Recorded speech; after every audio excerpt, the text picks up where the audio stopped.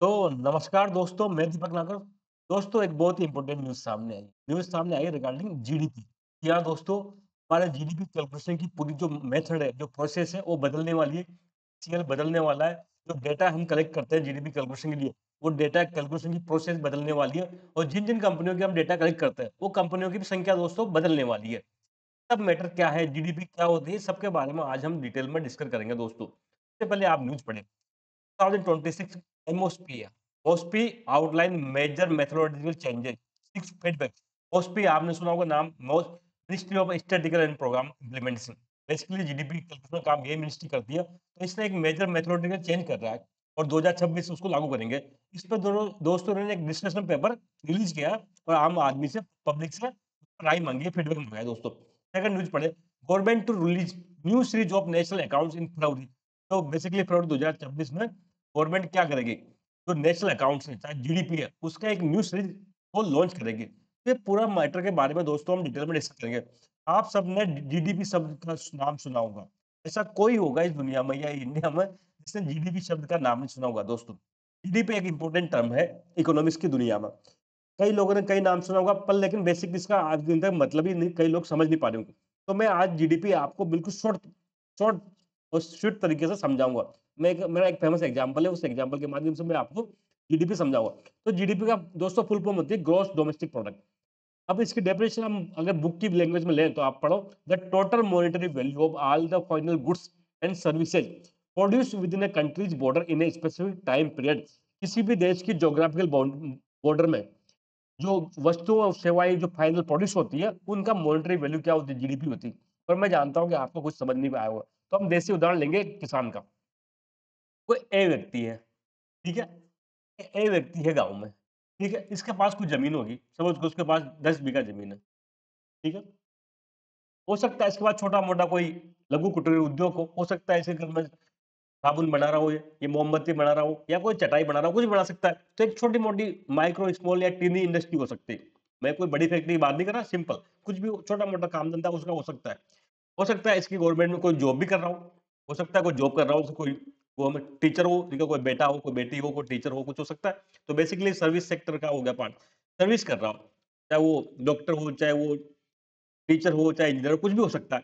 एक छोटी-मोटी इंडस्ट्री हो सकती है इसके पास में, हो सकता है इसके पास कुछ ज़मीन भी होगी, ये एग्रीकल्चर हो गया। तो basically sector of economy, economy में 3 ही चीज़ें होती हैं, 3 चीज़ों से इकोनॉमी बनती है। एक तो प्राइमरी सेक्टर जिसको एग्रीकल्चर कहते हैं, सेकेंडरी सेक्टर जिसको इंडस्ट्री कहते हैं और टर्शियरी सेक्टर जिसको सर्विस सेक्टर कहते हैं, ठीक है? सपोज़ करो इसको यहाँ से इनकम होती है 10 बीघा ज़मीन से, एक साल तो 5 लाख माँग लेते हैं, ठीक है? हो सकता है इसका छोटा-मोटा इंडस्ट्री है, तो हो सकता है इससे इसको 3 लाख की इनकम होती है, ठीक है? और कोई गवर्नमेंट जॉब कर रहा है, तो हो सकता है इसको 8 लाख की इनकम हो, ठीक है? ये हो सकता है। तो इस पूरे परिवार में दोस्तों माता-पिता आगे, बेटा-बेटी सब आगे, ये सब मिलके दोस्तों इतना पैसा कमा रहे हैं। अब इसको जोड़ दो, 5 3 8 3 8 16, ठीक है? टोटल 16 लाख। 16 लाख कुछ नहीं दोस्तों, ये जीडीपी जीडीपी है और जीडीपी यही होती है और कुछ भी नहीं होता। जीडीपी का सिंपल परिभाषा है, यही है जो मैंने आपको समझाया, ये जीडीपी है। इस परिवार की अगर मैं पूछूँ, ए परिवार की जीडीपी कितनी, 16 लाख है। तो दोस्तों ए थोड़ी होगा, एक गाँव में 100 परिवार होंगे, तो 16 परिवार को, 100 परिवार की अगर गिन लें, तो मैं उसको कह दूँगा उस गाँव की जीडीपी इतनी होगी। ऐसा एक गाँव ही थोड़ी होगा, पूरे जिले में ऐसे सैकड़ों गाँव होंगे, तो सैकड़ों गाँवों की वो जीडीपी ऐसे गिन लूँ, तो मैं कह दूँगा कि वो डिस्ट्रिक्ट की जीडीपी होगी। ऐसे एक ही डिस्ट्रिक्ट थोड़े होगा, एक स्टेट में कई डिस्ट्रिक्ट होंगे, तो मैं वो सारे जिलों का अगर जीडीपी कैलकुलेट कर लूँ, तो मैं कह दूँगा कि स्टेट की जीडीपी इतनी होगी और एक ही स्टेट थोड़े होगा, ऐसे सारे इंडिया के स्टेट्स को मैं मिला दूँ, तो मैं कह दूँगा कि इंडिया की जीडीपी इतनी है। कोई दिक्कत है क्या गणना में? इसमें दिक्कत नहीं है। तो ये है जीडीपी। अब हम दोबारा आते हैं हमारी टेक्निकल लैंग्वेज पर। The total monetary value. तो दोस्तों जीडीपी में क्या होता है, मॉनेटरी वैल्यू होती है। मैंने आपको बताया कि किसान ने क्या-क्या इंडस्ट्री में कुछ पैदा किया होगा। उसने उसको मोमबत्ती बनाई, तो मैंने मोमबत्ती की संख्या नहीं लिखी, उसका पैसे में कितना कमाया वो लिखा। कि किसान ने 10 बीघा में हो सकता है 100 क्विंटल सरसों पैदा करी होगी, तो मैंने यहाँ जीडीपी में सरसों नहीं लिखी, मैंने क्या लिखा, सरसों की मॉनेटरी वैल्यू। तो बेसिकली जो जीडीपी होती है वो मॉनेटरी वैल्यू वो पैसे में नापी जाती है, किलो में, क्विंटल में, वजन में, इसमें नहीं नापी जाती है।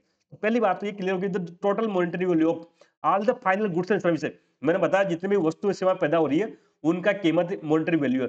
अब यहाँ एक शब्द आ रहा है फाइनल, तो फाइनल दोस्तों इसलिए आ रहा है कि समझ करो कि किसान ने समझ करो अगर गेहूँ बनाया होगा, पहले गेहूँ पैदा किया होगा, तब उसमें 1 क्विंटल, फिर उस गेहूँ को इसने आटा बना के बेच दिया होगा, तो दोस्तों ये जो फाइनल वस्तु है ना गुड़ आटा, उसकी कीमत जीडीपी में शामिल की जाएगी। क्यों? क्योंकि दोस्तों वो गेहूँ है ना वो आटे में शामिल है। गेहूँ की अलग से कोई वैल्यू नहीं दी जाती जब आटा बन जाता है तो। आटे की कीमत में क्या होती है जी? गेहूँ की कीमत शामिल होती है। सपोज़ करो ₹20 किलो गेहूँ था।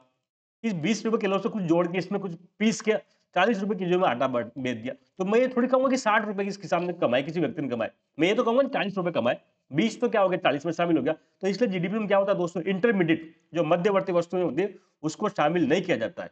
केवल जो फाइनल गुड्स होती है वो शामिल की जाती है। क्यों किया जाता है ऐसा? डुप्लीकेसी को रोकने के लिए। डेटा की डबल एंट्री हो जाएगी तो वो एक्चुअल दिखाएगा नहीं। ठीक है बात यहाँ तक? The total monetary value of all the final goods and services produce with in country. तो भारत की सीमा के भीतर कंट्रीज बॉर्डर भारत की ज्योग्राफी जितना भी भाग का ज्योग्राफी है इसके अंदर मुंबई में सपोज करो जैकलिन फर्नांडिस काम करती है, सर्विस सेक्टर में काम करती है, तो वो पैसा कमाएगी तो वो भी जीडीपी में आएगा। क्यों? क्योंकि भारत की ज्योग्राफी इंपॉर्टेंट है दोस्तों, जीडीपी में ज्योग्राफी इंपॉर्टेंट है। भारत की सीमा के अंदर कोई अमेरिकन भी काम करता है, वो भी कुछ पैसे कमा रहा है तो वो इंडिया की जीडीपी में आएगा। ठीक है? स्पेसिफिक टाइम पीरियड, कोई टाइम पीरियड में जनरली 1 साल के लिए नापा जाता है। जो जीडीपी की गणना होती है जनरली दोस्तों 1 साल के लिए की जाती है। तो मैं फिर रिपीट करता हूँ, जीडीपी कहते हैं 1 साल के अंदर उत्पादित अंतिम वस्तुओं एवं सेवाओं के अगर मौद्रिक वैल्यू निकाले तो उसको जीडीपी कहते हैं। अगर आप में से इसको कोई दिक्कत हो तो बताओ। तो दोस्तों जीडीपी की गणना, अब जीडीपी में सोचो भारत में कितनी सारी एग्रीकल्चर का काम है, इतने सारे किसान है कितने प्रोड्यूस करते हैं उनकी गणना, इंडस्ट्री कितनी सारी फैक्ट्रियां हैं, हजारों लाखों करोड़ों फैक्ट्रियां हैं, उनमें कितना प्रोडक्शन हो रहा है उसकी गणना, कितने सारे सर्विस सेक्टर में काम करते हैं, चाहे वो बैंकिंग हो चाहे ट्रांसपोर्टेशन हो, तो उस सबको गणना करना बड़ा मुश्किल काम है। तो इसके लिए काम आता है दोस्तों एक संस्था बना रखिए, एक मिनिस्ट्री है, सबसे पहले तो आप जानो ministry of statistical and programme implementation mostly. Bharat में दोस्तों ये ministry of statistical and programme implementation mostly का काम ही है ये। जितने भी डेटा रिलेटेड जो काम है गवर्नमेंट ऑफ इंडिया का वो सब काम कौन हैंडल करता है? तो मोस्टली करती है ministry of statistical and programme implementation. ठीक है बात यहाँ तक? तो दोस्तों ये केवल मोस्टली के अंडर में एक ऑफिस है, नेशनल स्टैटिस्टिकल ऑफिस है, नेशनल स्टैटिस्टिकल ऑफिस एनएसओ। ये जीडीपी कैलकुलेट का काम करता है। भारत में जीडीपी की गणना दोस्तों एक office national statistical office NSO करता है। कौन से मिनिस्ट्री के अंडर में आता है? मॉस्पी के अंडर में आता है। यहाँ तक कोई दिक्कत है क्या? तो दोस्तों अब मैं बताऊं जीडीपी एक चेंजिंग होती रहती है। 10-20 साल पहले इंडिया में रेडियो का प्रोडक्शन होता था, आज नहीं होता। पहले वो मोटी टीवी आती थी, अब एलईडी टीवी आती है। पहले कोई मोबाइल अलग प्रकार के आते थे, आज अलग प्रकार के आते हैं। पहले कोई अलग सर्विस सेक्टर चलता था, आज नहीं चलता। पहले एग्रीकल्चर में कई चीजें ऐसी प्रोड्यूस होती थी जो आज नहीं होती, आज कोई अलग प्रोड्यूस होने लगी। तो जीडीपी क्या चेंजिंग है। तो जीडीपी चेंजिंग है तो जीडीपी कैलकुलेशन करने की जो मेथड है या जो प्रोसेस है वो भी चेंजिंग होनी चाहिए। दोस्तों इसे ही कहते हैं टाइम टू टाइम इसको चेंज करता रहता है। एक कंसेप्ट होता है बेस ईयर 2011-12। तो देखो बेस ईयर का कंसेप्ट जीडीपी गणना में बहुत इंपॉर्टेंट होता है। जीडीपी गणना के लिए कोई बेस मानना पड़ेगा। आप किस साल की कीमतें ले रहे हो दोस्तों? तो देखो मैं 2022 में या 25 में अगर जीडीपी गणना करना चाहता हूँ तो दोस्तों 2011-12 का जो बेस ईयर लिया तो इसके कीमतों का दाम करूंगा ताकि जो महंगाई है जो 10-12 साल में महंगाई बढ़ी वो महंगाई को इसमें शामिल ना किया जाए। मतलब महंगाई को उठाएगा हम जीडीपी गणना की बात करते हैं। दोस्तों ये बेस ईयर भी टाइम टू टाइम चेंज होता है। समय से समय पर नई वस्तुएं शामिल होती थी, कुछ पुरानी वस्तुएं जीडीपी के में हटती रहती है, कुछ नई चीजें आती रहती। तो बेसिकली जो लेटेस्ट में 2015 में हमने जीडीपी कैलकुलेशन को चेंज किया था। जो नई सीरीज चल रही है ना, लेटेस्ट सीरीज करंट सीरीज चल रही है जीडीपी कैलकुलेशन की, वो बेसिकली 2015 में मौसमी के दौरान लॉन्च की गई थी, शुरुआत की गई थी। और इसमें बेस ईयर बनाया था दोस्तों 2011-12। बेस ईयर चेंज होता रहता है टाइम टू टाइम, 5-7 साल 8 साल में गवर्नमेंट चेंज करती थी। इससे पहले मुझे याद है 2004-5 बेस ईयर हुआ करता था, 2005 में इसको बढ़ा के 2011-12 कर दिया गया। ठीक है, ऐसा क्यों करते हैं? कुछ जो इकोनॉमी में जो स्ट्रक्चरल चेंज हो रहा है, स्ट्रक्चरल चेंज हो रहे हैं, उसको भी इनकॉर्पोरेट किया जा सके। दोस्तों ये 2015 को अब काफी टाइम हो गया, हम 2025 में पहुंच गए। हालांकि ये जनरली प्रोसेस ही होता है 5-6 साल में, 21-22 में होना था, लेकिन उस टाइम कोरोना आ गया। तो अब गवर्नमेंट क्या चाह रही है? ये जीडीपी की जो कैलकुलेशन की न्यू सीरीज लाना चाहती है, नया स्ट्रक्चरल चेंज हो गया, उसको शामिल करना चाहती। तो आप ये पढ़े, government constituent committee to update the base year for compilation of GDP from 2011-12 to 2022। तो दोस्तों गवर्नमेंट ने क्या किया? बेसिक गवर्नमेंट ने एक कमिटी बनाई जो क्या करेगी, जो जीडीपी का बेस ईयर 2011-12 उसको चेंज करके कितना करेगी, 2022-23 करेगी। अब इस कमेटी का नाम आपको बड़ा इंपॉर्टेंट है, वेरी वेरी इंपॉर्टेंट, याद रखना है। इस कमेटी का नाम है दोस्तों advisory committee on national account static, ACNAS, advisory committee on national account statics, ACNS। ये कमेटी दोस्तों 2024 में गठित की गई थी। ये टोटल 26 मेंबर कमेटी है दोस्तों। और कमेटी किसने गठन की थी? तो मॉस्पी ने कही थी, जाहिर सी बात है। इस 26 मेंबर कमेटी में दोस्तों स्टैटिस्टिकल के एक्सपर्ट लोग वगैरह हैं, जीडीपी कैलकुलेशन के एक्सपर्ट हैं, इकोनॉमिस्ट हैं। बेसिकली इसके चेयरमैन है दोस्तों प्रोफेसर BN गोलदार। ये वेरी वेरी इंपॉर्टेंट है, इसको डबल स्टार कर लो दोस्तों। आपसे पूछा जा सकता है लेटेस्ट में जो जीडीपी चेंज हुआ, जीडीपी कैलकुलेशन में चेंज होने के लिए जो एक कमिटी बनाई थी, उस कमिटी के चेयरमैन कौन थे? तो प्रोफेसर बीएन गोलदार। बहुत बहुत बहुत इंपॉर्टेंट है दोस्तों, बीएन गोलदार सर का नाम आपको याद रखना है, ठीक है? तो ये कमिटी का काम काम क्या है दोस्तों?